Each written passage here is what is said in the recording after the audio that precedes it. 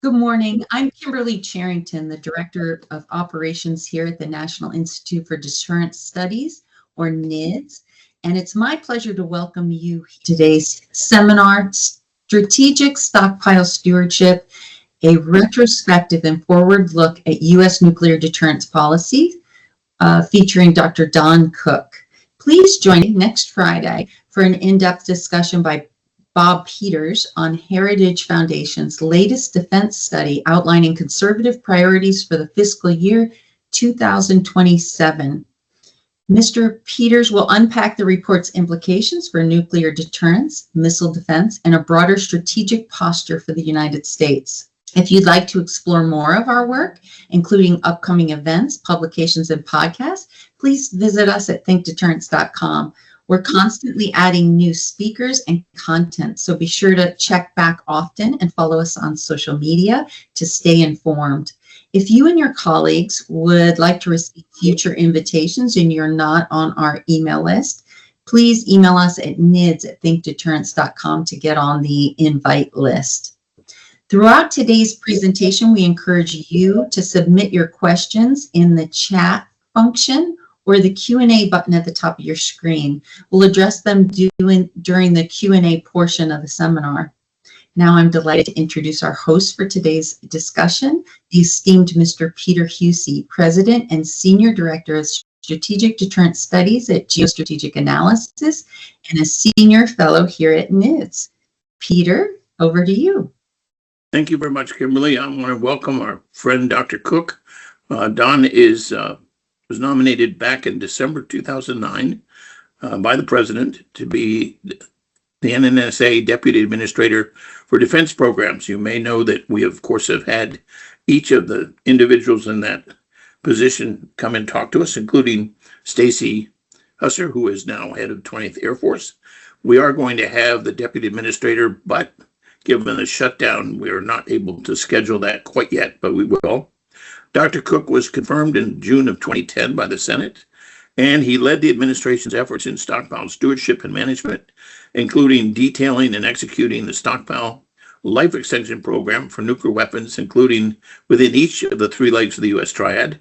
And as he told me just earlier, we have 7 life extension programs that are on schedule, under cost or at cost, and it is an extraordinary turnaround for NNSA over the last more than a decade. It's really quite extraordinary.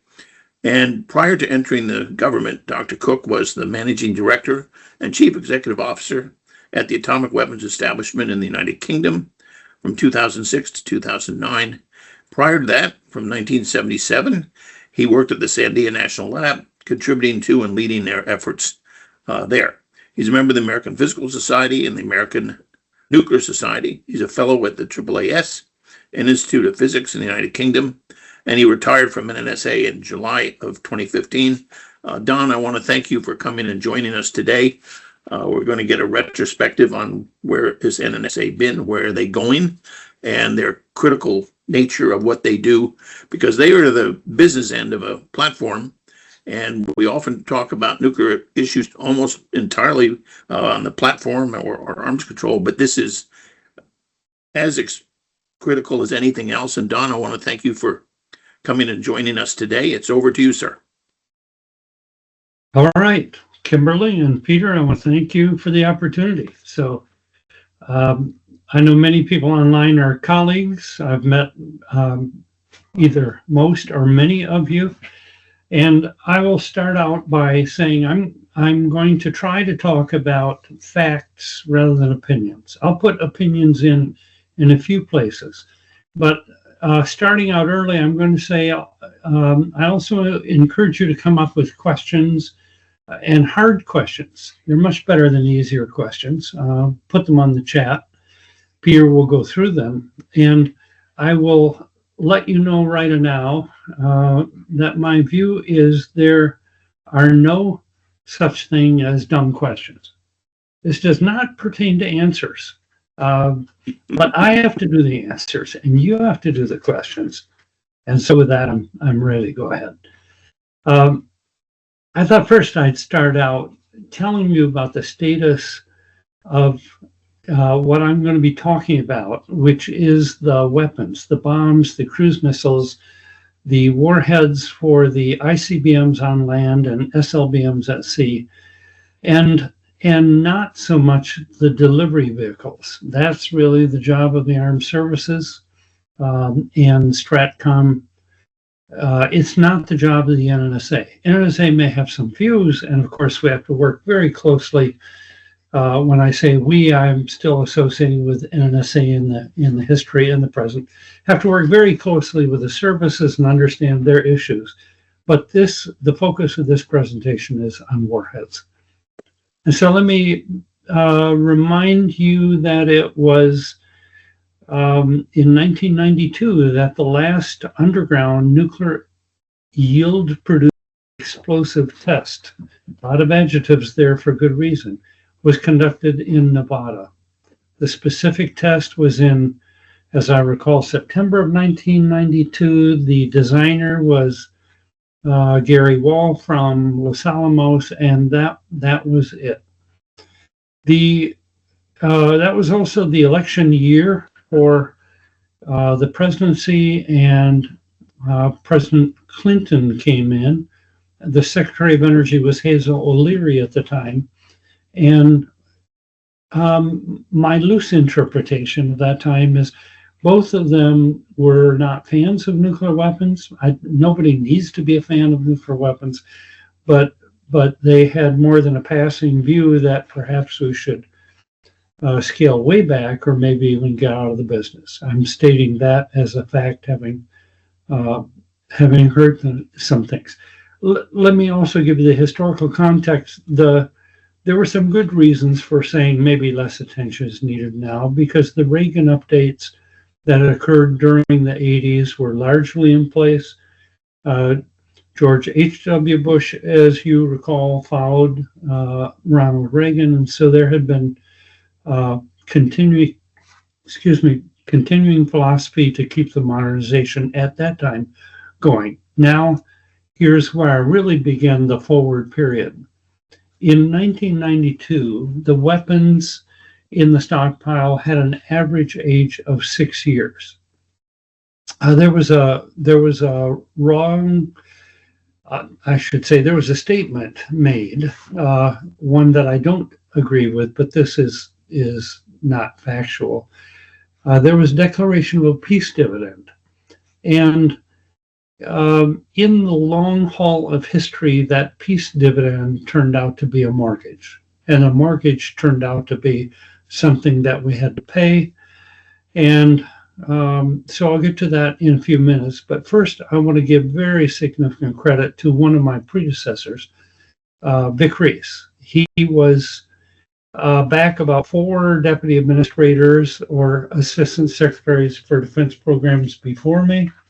And he came up with the idea, I'm turning off other sounds, he came up with the idea that there should be a program that replaces the weaponization efforts, and that was called Science-Based Stockpile Stewardship, or SBSS. It was true, it worked very well, and of course, when you start a new program, as Vic did, and you create an acronym like SBSS, then it has some critiques. I'm saying this again with a smile on my face because I remember it. One of the critiques was that critics said SBSS was nothing but stockpile stewardship with a whole lot of BS in between it. Now, I'm going to counteract that view as I go on. But what Vic said at the time to those of us who were in the program, and I was at Sandia, Tom D'Agostino, who would later on be my boss and first administrator I worked for in NNSA, Vic said, I can save either the labs or plants, but I can't save both. And so I thought it through, and I'm going to save the labs. And then he said, others are going to have to deal with saving the plants in the future. And what I'll say is, boy, was he right. That fell upon me in the office. It fell upon Charlie Verdon, who went to the office after a gap of a few years. Most recently, it's fallen on Marv Adams. Now Dave Hoagland is in the role. And so the people in NNSA fund, as you know, they have to make the case to get the money for labs and plants and all of the things that go into designing, developing, qualifying, maturing, certifying, and producing nuclear weapons, and then putting them in the hands of the armed services. There were big investments that Vic made at the time. I'll remind you a few of them. Big investments in computation at all three weapons labs. The investment in the National Ignition Facility at Livermore, that was a very heavy lift. Advanced hydro testing and getting both arms in place and working right at Los Alamos on DART.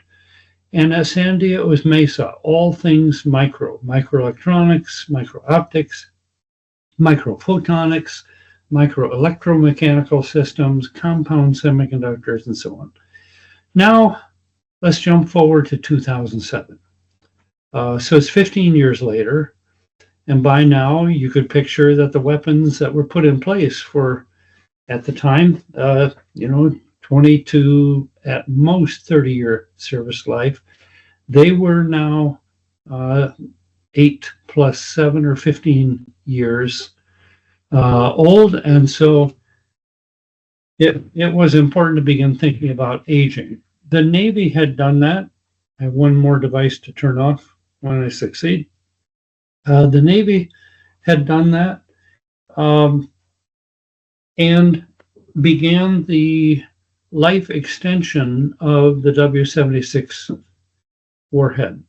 It was to be a hi-fi life extension program, and it was specifically to reproduce the W-76 exactly as it had been built the first time around, except for basically the brain, the arming, fusing, and firing system that fits in the pointy end of an aeroshell. That piece is done by Sandia in partnership with the Navy.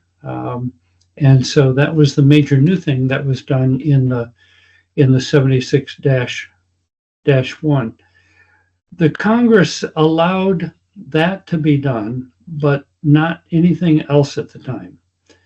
And production plants, as I mentioned already, were in disrepair. So now let's jump forward to 2009 and early to mid 2010. This era I know quite well because that's when I showed up on the scene at Forrestal. It's also when Obama wanted the New START Treaty to be ratified. And if you think into your memory, you'll recognize there was quite a debate about that. There was significant concern among Senate Republicans, led by Senator John Kyle from Arizona. Negotiations among Biden's team at the White House, the NNSA, the Department of Defense, and the Senate were ongoing, and $10 billion had been agreed to be put in the program. That was not enough for the concerns that the Republicans in the Senate had at the time, because they viewed that if the New START Treaty went in place, that would be the end of really funding for the weapon program, and despite all the promises, the deterrent would be on a path to failure. Ultimately, then, trying to get agreement on the New START Treaty, which, as you know, takes 2/3 of the Senate to agree. The House does not get to weigh in. They of course wanted to in that time, but it's not their gift. It's not the prerogative of the House, only the Senate. So another $10 billion was put in that looked adequate. The vote was taken. I'm cutting out a lot of steps here, and it passed. But even then, Senator John Kyle voted against it. So there was concern, and I would say it was legitimate about what was going to happen under the New START Treaty. It entered force February 5, 2011. As you know, it was a 10-year treaty. It was extended with just 3 weeks to spare in 2021 under the Biden administration, and it will go belly up February 5, 2026. So we just have a few more months left, unless there's an agreement by both Russia and the U.S., the only two parties under this treaty, to extend at least the way we operate our deterrence, if not through a formal extension of the treaty. There were central limits in this. The warhead modernization program began, and it was driven by the central limits. Once again, I presume many of you recall, this was strictly not more than 700 deployed launchers. That was one limit. Second was not more than 800 altogether deployed and non-deployed launchers. And the third limit, which affected us at NNSA much more than the others, were 1,550 bombs not to exceed, but there was a bomber counting rule. And bombers, at the time at least, were considered principally for signaling rather than war fighting. I'm giving a kind of a loose interpretation, but those words were used in the development of the Nuclear Posture Review at the time. And so the bomber counting rule allowed the US and Russia to count each bomber as one warhead, even though it might have, who knows, 20 warheads or so on board. So when you added everything together, that might have been 1,500 plus the 1,550 plus the bomber counting rule, about 1,800 warheads.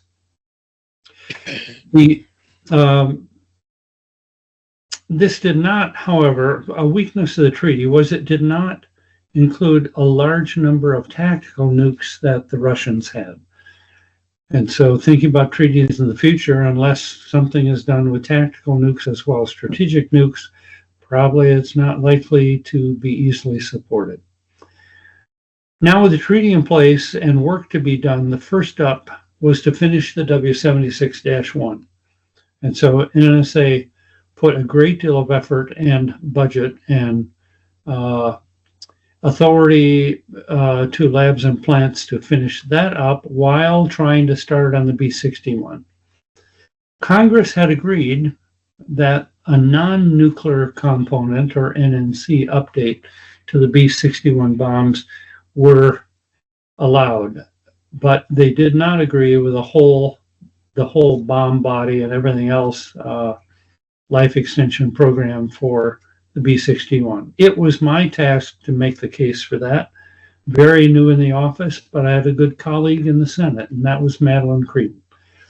Madeline, you may not remember, really wrote along with senators who didn't write so much, but they approved the NNSA law that created NNSA as a semi-autonomous body of the Department of Energy. She was also the first deputy administrator for defense programs and served in that role for 6 months before going back to the Senate. So we started on 61. I called Madeline regularly. She probably remembers that. And ultimately, Madeline was able to secure approval within the Senate for NNSA to go forward with the B-61 LEP. Not a related note, but just on the side a bit for a minute. My first visit I knew the committees pretty well, two authorizing committees and then two approps committees that deal with budget. And among the approps committees, the one that often gets really out of the forest, into the trees, I'm again smiling, into the grass, into the soil, into the nematodes in the soil, is HUDE, the House Energy and Water Development Committee. I first met Tanya Berkwam and Rob Blair there after coming back from England, going into NNSA, and I remember the discussion, and I asked them to support the B-61 LEP, and I wrote down the words. It kind of went like this: well, it's a nice request for the B-61 update, Dr. Cook, but no, not until you show us the whole program. And that took me back a bit. I didn't say no. I had dealt with enough congressional staff to know that members may come and go, but staffers remain forever. You should always make friends with congressional staffers, not enemies. And I try to do that throughout my career. And so I said, I understand their request, and okay, I will come back, time unspecified, with a plan for what we'll do with the whole modernization of the deterrent effort as far as the warheads go. For delivery vehicles, you know who you have to contact.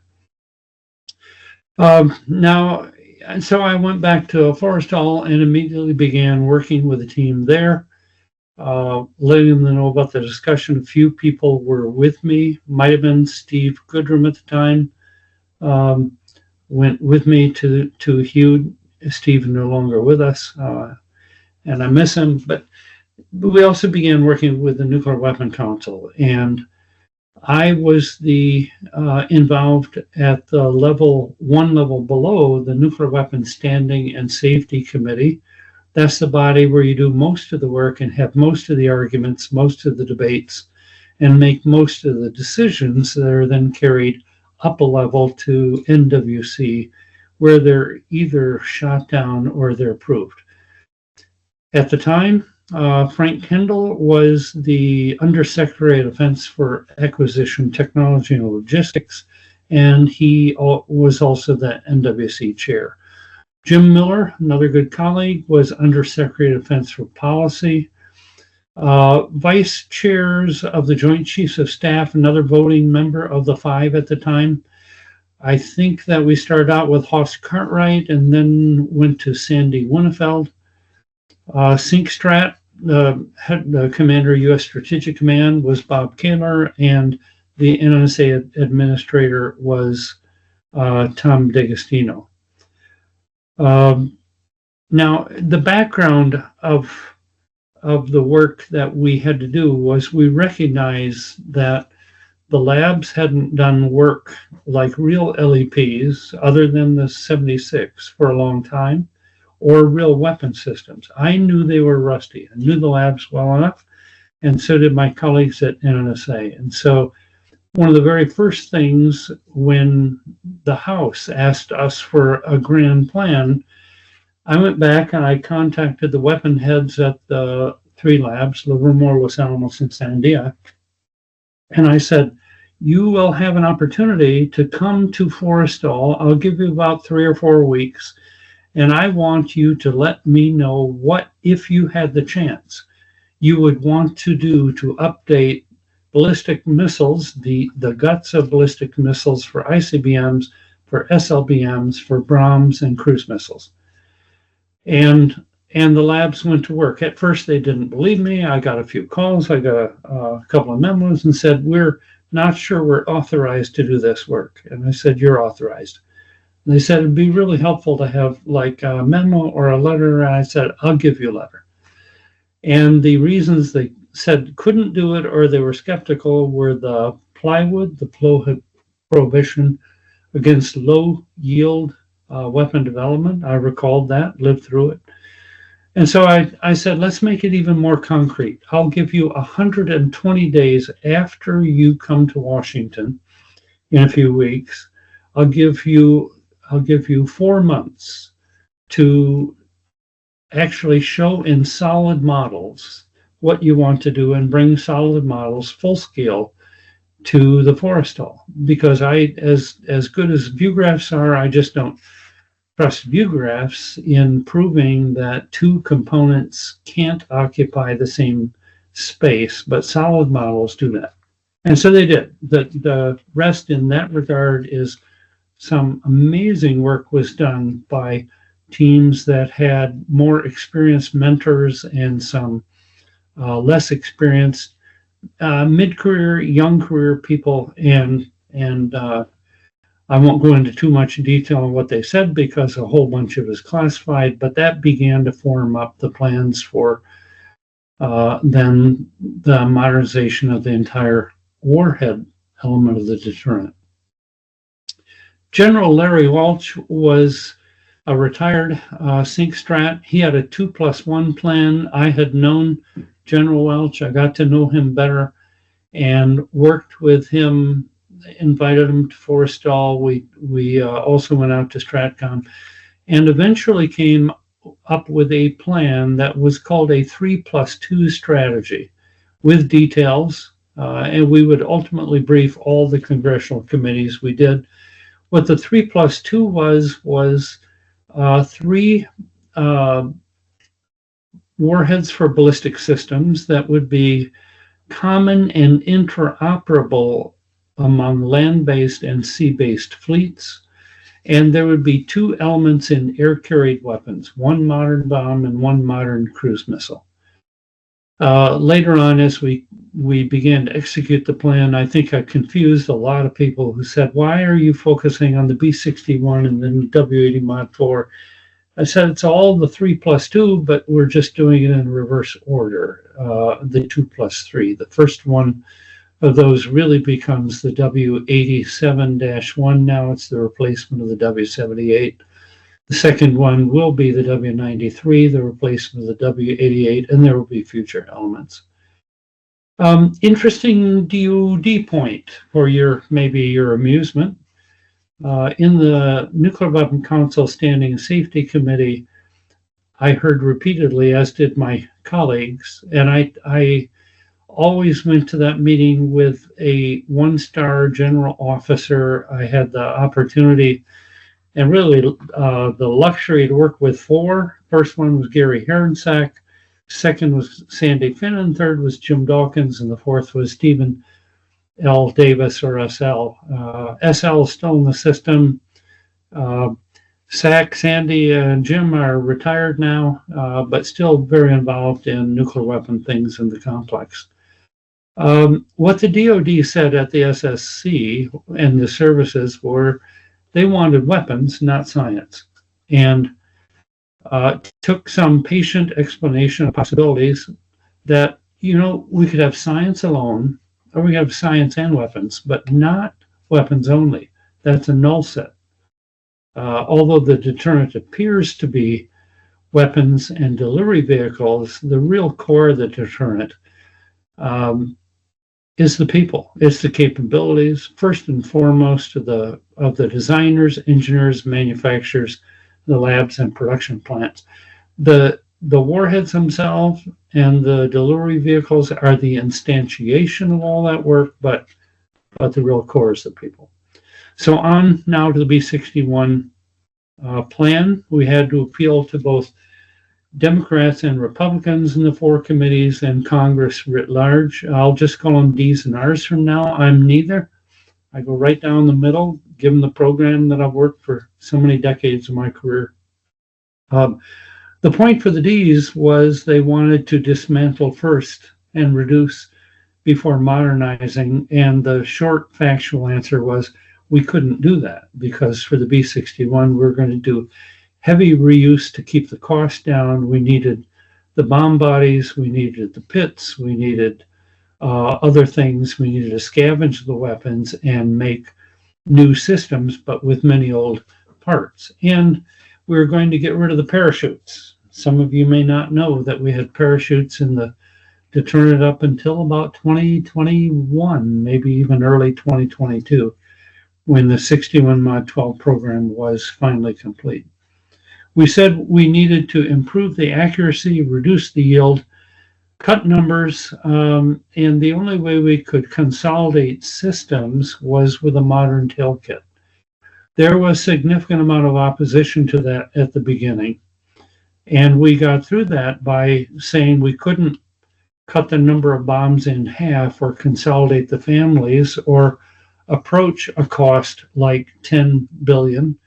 It was nominally 8, and we had some contingency for the B-61 Mod 12 unless we did that. Ultimately, we got approval, and there were common radars, renewed components, better deterrent, greater accuracy, and my kudos still go to the people at NNSA in the federal ranks, at the labs and the plants.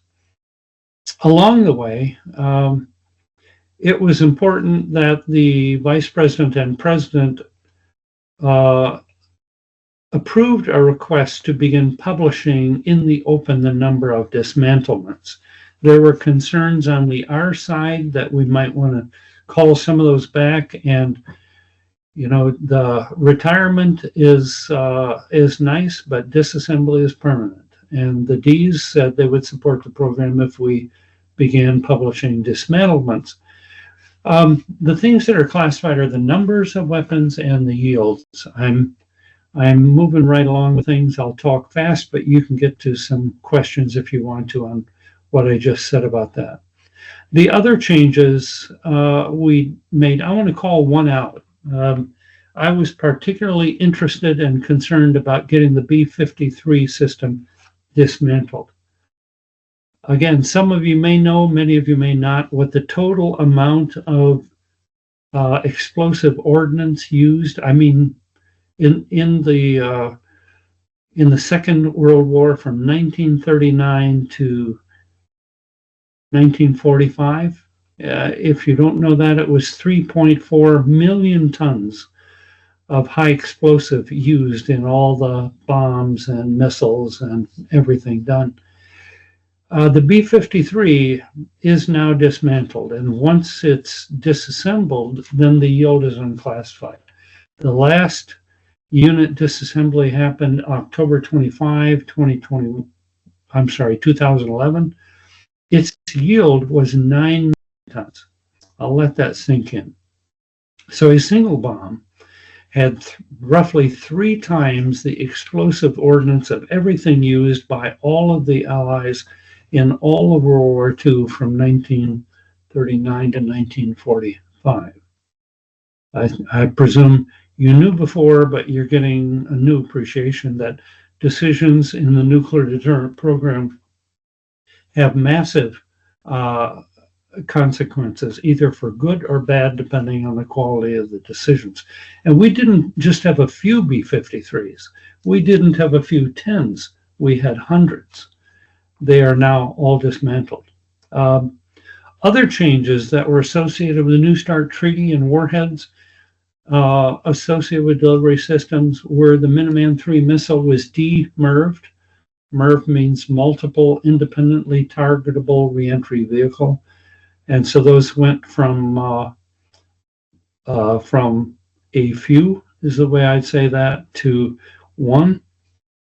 Either the W-78 or the W-87, but only one warhead per missile. And also TLAM-N was taken out and retired. That Tomahawk land attack munition nuclear, that was taken off boats. And we agreed that the W-76 fleet, as we modernized, would be reduced by a factor of 2 as well.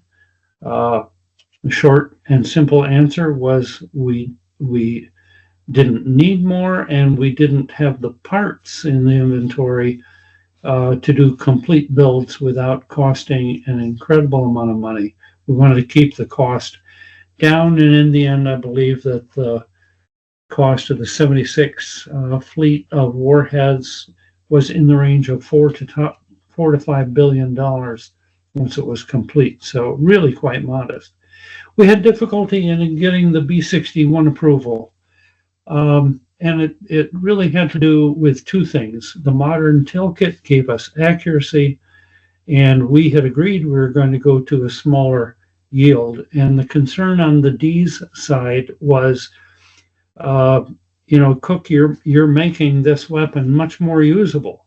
And for a while, I didn't agree with that. I tried to explain how, well, no, it's not actually the case. And later on, I decided that it was more effective to say, yep, probably so. We're going to make it more usable. The immediate jump by people who opposed the B-61 Mod 12, and there were a few senators, certainly constituencies outside the Senate as well. And they said, look, Cook, if you agree that the weapon is more usable, then its probability of use is higher. And I said, well, there are a couple of steps in that logic, and I don't agree with the second part.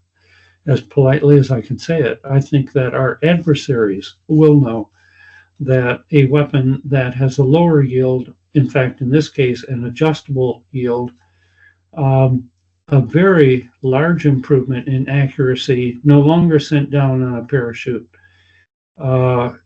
that weapon, because it is more usable, will, in their mind, deter them better. It will become a better deterrent. And so, having said that now, I'd like to, of course, from my past and present, I'd like to get whatever we could do in the U.S. to get us out of the megaton class. It's just not a very effective way to deal with nuclear weapons. Russia is still there. China is still there. I won't go further than that. But I now believe that when we retire the B-83, we will be out of the megaton class. I think I just have about another 5 to 10 minutes here, and then we'll open up for questions. So the first issue I wanted to bring up is yield versus accuracy. And this is an opinion, I will say, however, it's based in fact. Accuracy always trumps yield. If you have a nuclear explosion in the atmosphere, all the X-rays, the debris, and eventually the neutrons get absorbed. That's what creates the blast. And that blast falls off as 1 over r cubed. And so if you are not very accurate and you try to compensate with a larger yield, let's say you go from one accuracy you hoped for to an accuracy which is only 10 times the distance from the target you need 1,000 times the yield to account for that. And for radiation exposure, radiative load, it's 1 over r squared, so you need 100 times. Accuracy always beats yield. It is never, ever the other way around unless there's a target you cannot destroy with a lower yield. And there are some. That's why we have Earth penetrators. And for a while, that's why there was the B-53. There's now the B-6111.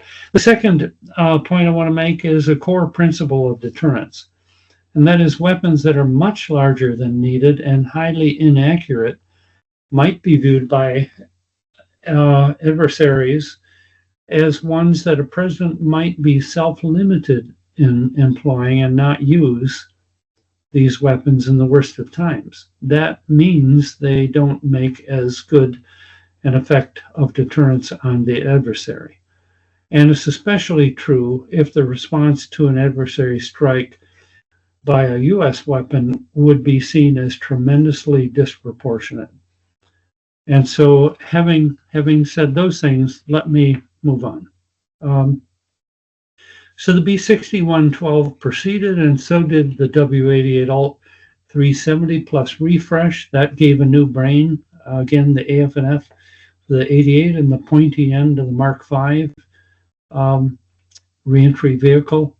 The CHE needed to be replaced because there were some concerns. Again, I won't go into detail, and that has all now been done, or I wouldn't be talking about it this way. So both the B-6112 and the W-88 Alt 370 are completed now, and that brings us to the present moment. Since the 76-1 was done, you've heard about the 76-2 that went into the direction of producing a lower yield, number still classified, and the number of weapons is still classified, but that gave the Navy a lower yield capability as well as the base level of the 76-1 in their fleet at sea. When I look at the whole aggregate of all the warheads, then NNSA is about halfway through the body of work that many of us foresaw in 2010 when New START was agreed and the Warhead Modernization Program began going. So let me just now look a little bit of the future, and then the rest will be for questions. Going forward, the air-carried W-80 Mod 4 cruise missile is underway. The 87-1 warhead for the Sentinel ICBM missile system is underway. That will, as I said, replace the W-78. and the W-93 warhead for the SLBM submarines that'll replace the W-8 is underway. And NNSA agreed here, I'll say after some pressure from Congress, to go forward with the SLCM-N. And so that is now agreed, and that will go ahead. I won't give many details on these items because they're still underway. And even after they're fully in place, the numbers and the yields are still classified. So two kind of last points. The first on science. You know, I said you could have science alone or science and weapons, but not weapons alone. That's a null set. On the science, what was a wish and a dream at the beginning has proven to be just an amazing success. So high performance computing and computational models, hydro testing capabilities, high energy density experiments, all of those are now in place. The computation synthesizes the experimental results really into a body of knowledge on how these weapons behave. And last year, a federal advisory committee for NNSA documented that the proven leverage of the science investments now used for the modernization efforts and for confident use of resources in modernizing the plants, that leverage exceeds a ratio of 10 to 1, and that's just in the first half of the program. Today at Los Alamos, DART is in heavy and regular use. At Livermore, NIF has achieved ignition first in 2022, and it regularly achieves ignition now. The yield is up to about 8 megajoules from a capsule, and the laser energy is just 2 million joules. And, you know, so that's quite something. At Sandia, the Mesa complex is in place. It's the nation's only trusted foundry for strategically radiation-hardened microtechnologies, and since 1992, high-power computation led at first by NNSA and DOE. Now industry has a bigger role, but that's increased by more than 10 million in computational speed, which is just massive. Last point I want to hit is pits. I'll try to do it quickly. There's always a debate, you know, is 30 enough? Short answer is no. Is 80 enough? And the answer, I would say yes. You know, is more than 80 needed? Maybe in the future, but probably right now, not yet. Let me stay away from politics, no DNR politics, but just help some understanding here. Let's say we have about 4,000 weapons, you know, active weapons and weapons in reserve. I think the declassification each year, I don't know if it's being done again. It was for a while. 4,000 number is pretty decent. So you can do 50 weapons a year. That'll take you 80 years. But I'm giving you the second fact, which is our pits have an average lifetime, which is about 40 years right now. And so 50 per year doesn't cut it, because the labs at the current point have confidence in pits up to 100 years. It depends on the specific type of pit, but they don't have confidence beyond that. If we did 80 per year, it's 50 years to get there, and pits would be 90 years. But there's a different way to think about it. We all know man hours or person hours. You can have one person working 40 hours. You could have two persons working 20 hours, and you still have 40 person hours if you work that in a week. Being retired has its advantage. I don't do that anymore. But I still think a lot about pits. Rocky Flats was closed in 1988. So let me talk about a new point of the realm, which is pit years, the number of aged years. Right now we have, so let's say 4,000 weapons and 40 years. So we have 160,000 aged pit years in the inventory. Now let's say we do 50 per year. And so we remove 50 times 40, the age, or 2,000. What happened in the meantime? The remaining 3,950 aged 1 year. And so we didn't even fix the problem to half of the measure. So let's go to 100. Then 100 per year. We remove 4,000 pit years, and the pits that we have, the remaining pits of 3,900 now, have aged another year, so we've increased or just barely broken even at 100 pits per year. I don't need to tell you more detail. I just wanted to say that level of 80, which was the congressional requirement set, it was advised by NNSA and by Strat or Stratcom. That is a real target. And so, 30 at Los Alamos, 50 at Savannah River is the plan right now. And I just can't see, based on the numbers and trying to go through simple, just running the numbers, I cannot see a way to maintain the deterrent. If we went with 50 per year, that is only commensurate with cutting the stockpile by 2/3, down to 1/3 of the current level. Interesting. I can't see that. So with that, I'm done. I think we're ready for questions. I hope there are some hard ones. Don, thank you very much for your remarks. They really were extraordinary.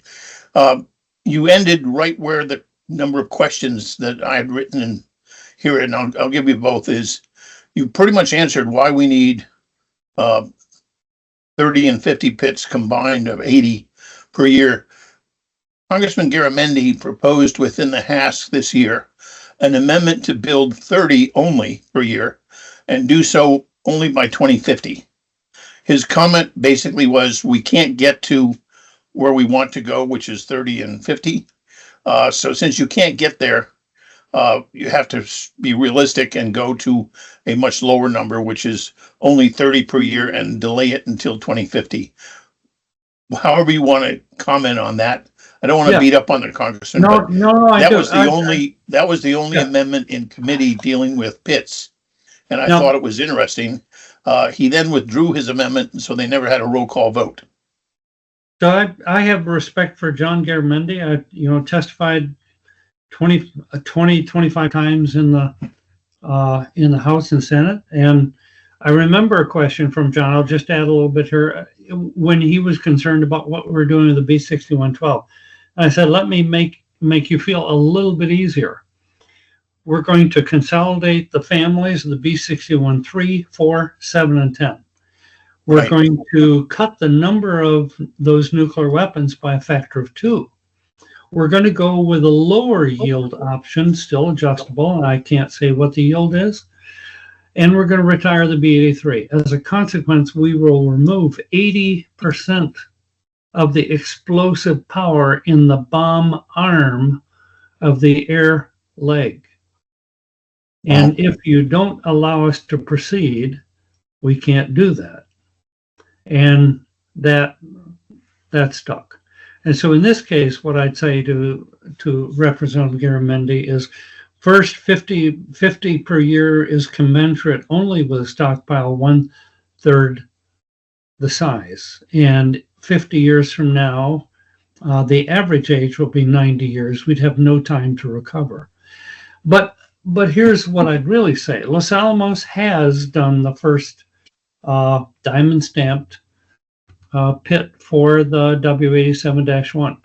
To get from 0 to 1 is an enormous climb. Enormous hill to climb. To get from 1 to 2 is it's modestly difficult, but not terrible. To get from 2 to 10 and 30 is just not so tough. You've got almost everything in place you need to get to 30. Now, the climb at Savannah River will be larger for SRP, but that's how I'd answer it. I just stop there. Go on to the next. No, understood. Oh, I'm sorry. Can I quickly, I didn't say so many of my colleagues, I want to do that, who really were part of the program. Phil Calbos, who was my deputy, Steve Goodrum, who headed Stockpile, is not with us anymore. Chris Deeney headed science. Mike Thompson headed all the LEPs. I mentioned the generals I worked with. Steve Henry kept me sane in working with the DOD.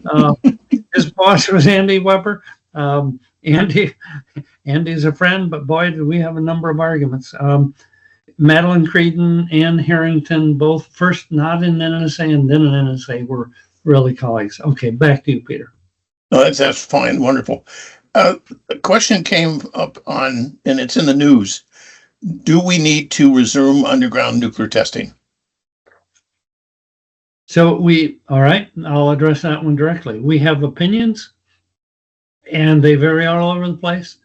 And for the people who have the knowledge of the guts of what we're trying to do in terms of not only qualifying what we have, but entering new nuclear weapons into the U.S. stockpile, my answer is no. And I'll give just a pointed example. In this case, I'll use a thing I didn't mention, the enhanced capability for subcritical experiments going into place at Nevada. Already we have a radiographic capability. Here, the size of these things is classified, unfortunately. I hope someday it's not. But they're less than full size of a pit. So you make something, it's real plutonium, you do surrogates out of uranium, tantalum, whatever you want to do, and you actually put explosives around it, and you implode the thing, and you radiograph it. So that's done in Nevada today, and it'll be done again in the future. What's going into place, the reason I mentioned the computational capability and DART is that's hydrotesting. There's a contained firing facility at Livermore.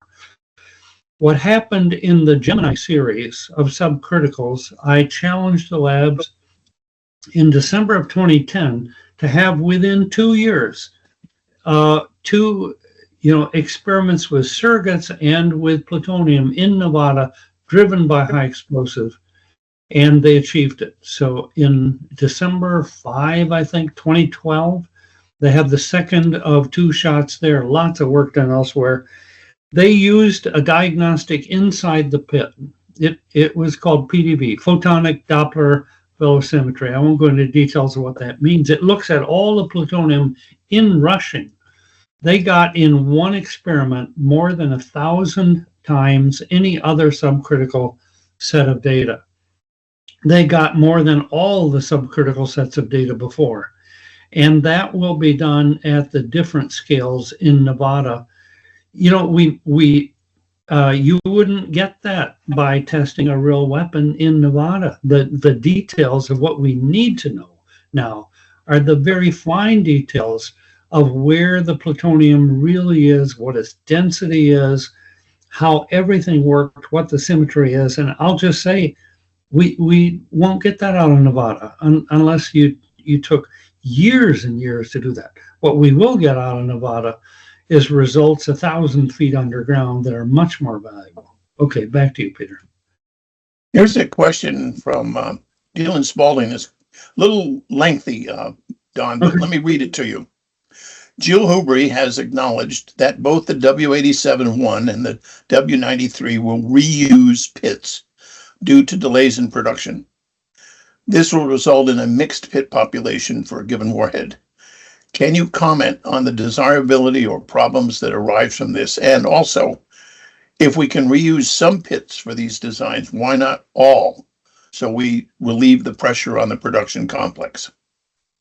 Sure. It's a really good question. I'll try and answer it fast to allow more questions. So with regard to the 87, the plan was always to use some reuse pits and then to make some new pits. So we're not going away from the plan. The W93 is different. In the case of the W88, it was during the production run that Rocky Flats was abruptly closed by the FBI. Some people may remember that. And so the Navy, and it was the predecessor to NNSA, the Atomic Energy Commission, wanted to have more pits, but we didn't get them, and we never got them. There was a run at Los Alamos that wound up making a few. I won't go into numbers there. And so there aren't enough. For the W93, there will be new pits, and that's the intent. At least for that, we'll have Los Alamos. We might have parts of Savannah River. We'll have to see. But I think let's see, is there a problem with different, I'll say it, families of pits in a warhead? Absolutely not. The issue, the qualification, the way we do the work, it's the same work, just varies by a little bit. The important new thing is that we have sufficient confidence and capability almost in place at Nevada, and certainly in place at Los Alamos and Livermore. And when I count the compression work on plutonium done in explosive chambers at the Z machine at Sandia, we are getting down to the details of details, and we will surely be able to qualify systems that are different. Next. Okay, this is a question from Steve Schwartz, and I remember I first talked to Steve about the cost of nuclear weapons, must have been 20 years ago, when he was doing an assessment, and what he lays out is interesting. He says, adjusted for inflation between 1948 and 91, or the end of the Cold War, NNSA was spending about $8 billion a year. And now we're now spending $19.8 billion in fiscal 25, and the budget request is for more than that. It's about $25 billion.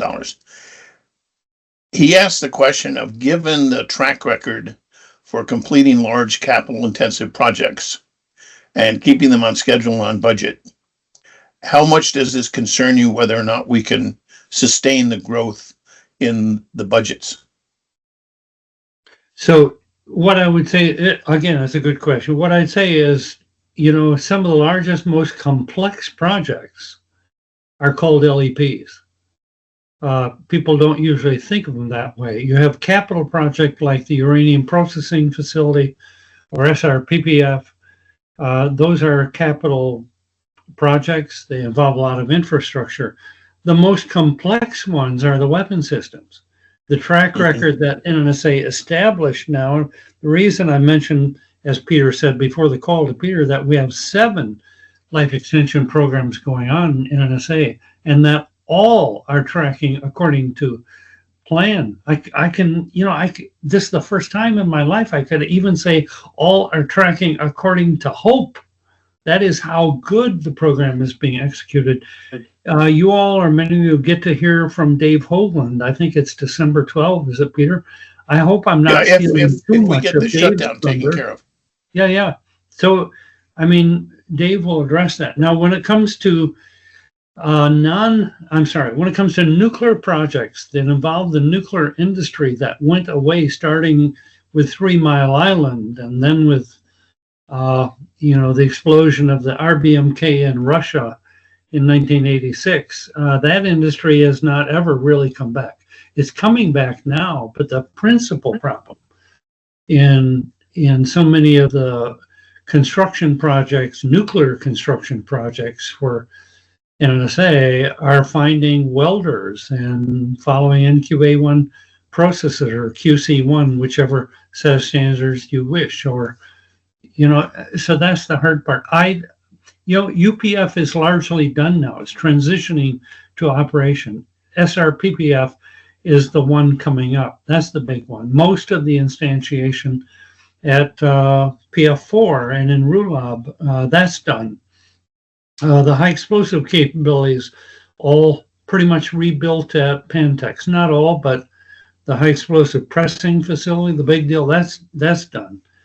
And so most of those are now under the belt, but people hold the early problems too long in their mind. What I'd say in a polite way is look at present data, and you're free to form a judgment by yourself. My judgment is that the deterrent in importance is the American guarantee of I wouldn't say civilization in the U.S., but life, economy, the way we are in the U.S., and it's very important. The expansion from the $8 billion in present terms to I've ordered $20 billion is not so large compared to the work that's being done. If you look at the work that's being done, it is a massive amount. Back to you, Peter. I'm going to turn it over to our president, Jim Petrovsky, Jim has a question, and since we're at 11 o'clock, but we can go a couple minutes over. We are our attendees are hanging on. So, Jim, over to you, sir. And again, Don, thank you for an extraordinary session. It's as Kimberly will have a video of this and the transcript. It'll take her a couple days, but really thank you for really wonderful presentation, because we really you spoke in wonderful English and not bureaucratese, so it was very helpful. And I thank you again. Over to Jim. Peter, you're quite welcome, and I want to thank you for the opportunity. Okay, You're welcome, Jim, sir. good colleague, go for it. Hi, Don. Yeah, and again, I echo Peter in saying this was really fascinating what you talked about. Yeah, I want to catch you on one of your comments you made about megaton class weapons, because you mentioned that there were, one option is, large megaton weapons with low accuracy, but there's another option, that is megaton weapons with great accuracy. I mean, we don't have to remove the accuracy when we go that large. And can you comment, because I know you do risk assessment, so comment on the effect of societal risk perception, that concept where society is less willing to accept risks that result in large number of fatalities in a single event, regarding the fear factor, which is what provides deterrence on an adversary or even on deterrence. Can you comment on that reduction from megaton class to kiloton class? Well, sure. I'm going to start from a place you might not expect. Have only been used in anger twice. I'm going to use some of my British language because it takes me too long to transcribe it back to American English. So they've only been used in anger twice, and it was us, the US, who did it each time. Since then, we've had a real deterrent. The most important things to me are maintaining the view of that deterrent. Now catch this, in the mind of our adversaries, much more important to me than in the mind of our Congress. What is important to me is that we have exercised and need to continue exercising everything we can so that we maintain bipartisan support of the deterrent in Congress. An answer that I didn't give to Peter, Jim, is that if we resumed underground testing, underground nuclear explosive yield producing testing, the D's would drop away. That's the sure way to kill any further progress in the U.S. deterrent. I advise against it not because of the politics I'm commenting here, but because from the scientific point of view, it's not needed, number one. It actually takes away value because the cost of each test would be in the range of $1 or $2 billion, even if it's a very simple test. The amount of information we'd get out would just be minuscule compared to what we're getting out of the stewardship tools today. Now, I comment a little bit about B6111.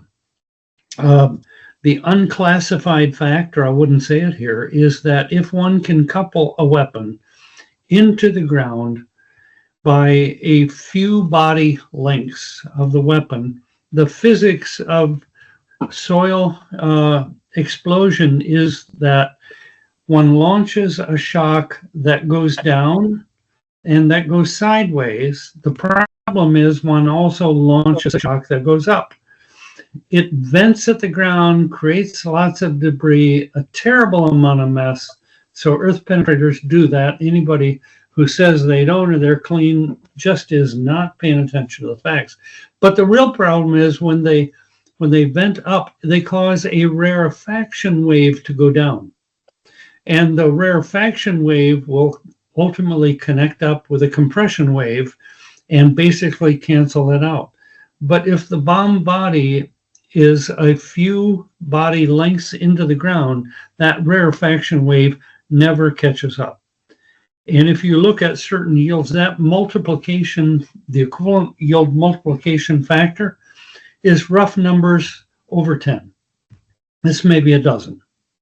There's a precise number depending on configuration. So I just don't think that. Now, if you do, you won't have a low yield there. That might be a larger yield. But doing that with megaton class is just, it's harder. It's harder to get something into the ground that's big and tends to be fairly fat because of the secondary So, evaluations have gone on. They are going on. My own opinion is the B-61 Model 11 needs to be either life extended or replaced. More than 90% of the targets of concern in order for us to hold deterrence have been deeply buried underground for the last 3, now going on 4 decades. I don't know. Okay. And as far as accuracy, there'd be nothing terribly difficult about applying a modern tail kit to an earth penetrator, and then you've got the accuracy. And accuracy, once again, in my mind, along with reduced yield, means less collateral damage, less unintended damage. You still destroy the target, and certainly less loss of life. Back to you. Okay, well, thank you for that answer. This will be, I always like when we have a little bit of disagreement on some things, and that's great because that's what we need to do as part of a think tank. And so I want to turn this over to Kimberly to close us out and talk about what's coming in. Thank you so much for the audience that stuck with us past our hour, but I think this was great information. And again, check us out on YouTube. Kimberly, you. Thank you so much, Dr. Cook, for joining us and bringing your expertise to our audience. If you are new to NIDS, we're a 501c3 nonprofit organization dedicated to advancing peace and promoting stability through a strong national security and nuclear deterrent. We do this by offering a wide range of deterrence education, from live events like this, virtual events, to podcast publications, workshops, and courses through our NIDS Academy. Looking ahead, please mark your calendars for next week, next Friday, same time, Bob Peters. And on December 5th, Peter Husey will join Adam Lowther as they present Hollywood versus Reality, Nuclear Deterrence in the Age of Dynamite and Oppenheimer, which should be very interesting conversation. And then, of course, on December 19th, we have Dave Hogland, as we talked about in today's presentation. We have a full lineup of events, and we're adding speakers every week. They're always on Friday morning, so be sure that you and your colleagues are on our invitation list by emailing us at nids@thinkdeterrence.com. Thank you for being part of our growing community, and be sure to follow us on LinkedIn and share our content with your network to help us spread the word. We hope you have a peaceful day. Thank you all. And thank you, Don Cook, for a wonderful presentation. I will be in touch with you about a couple of things I'd like to talk to you offline. Sure. Let's have some more debate. Thank you, Kimberly, and thank you, our president, Mr. Petrosky. Thank you for that, and we will see all of you next Friday. Take care.